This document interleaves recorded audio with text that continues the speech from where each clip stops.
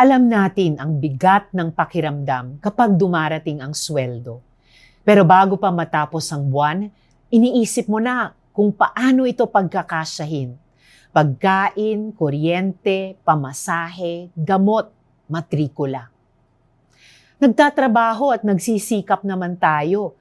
Pero parang bawat buwan, mas kaunti ang natitira at mas marami ang kailangang bayaran.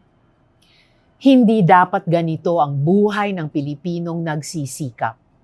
Kung tutuusin, may nakaabang ng mga solusyon na maaari na nating gawin ngayon. Una, kailangan maipatupad ang 85 pesos wage hike. Maliit na nga, installment pa. Pumayag na ang groups gaya ng Financial Executives Institute of the Philippines at nakahanda na ang dagdag pasahod ng ibang employers.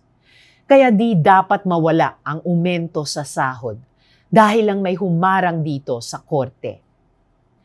Ang dapat gawin ng DOLE at OSG, labanan ang kaso para agad na ma-dismiss ito o ma-lift ang suspension ng wage hike.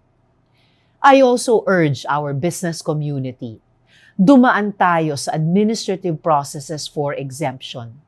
Irespeto natin ang batas at ang tripartite system kung saan may boses ang manggagawa, employer at gobyerno. If this system is bypassed, the predictability and industrial peace which allows businesses to thrive will be at risk. Kasabay ng dagdag sahod, ibaba natin ang singil sa kuryente. May kapangyarihan ng ERC sa ilalim ng EPIRA na magtakda ng cap o limit sa recoverable rate of systems losses at pumili ng methodology sa rate setting. Gamitin natin iyan para pababain ang systems loss at iba pang pass-through charges na pinapasan ng consumers. Gamitin din natin ang ERC para suriin ang generation charges, ang pinakamalaking bahagi ng monthly power bill. Bawat singil dapat malinaw at may sapat na batayan. Kung may sobrang singil, maling singil, o halagang hindi dapat ipinapasa sa consumers, alisin at i-refund agad. Hindi pwedeng dagdag sahod sa isang kamay, tapos kukunin din sa kuryente sa kabila.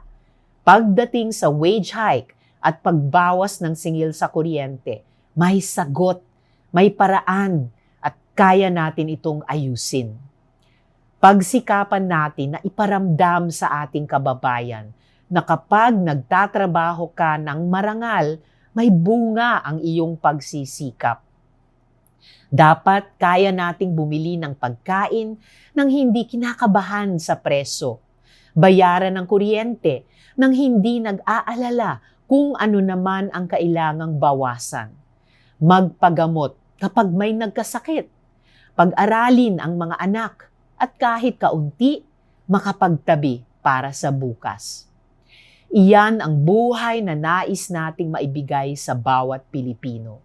Yung makakauwi tayo sa ating mga mahal sa buhay sa dulo ng bawat araw na hindi ang susunod na bayarin ang unang pumapasok sa isip.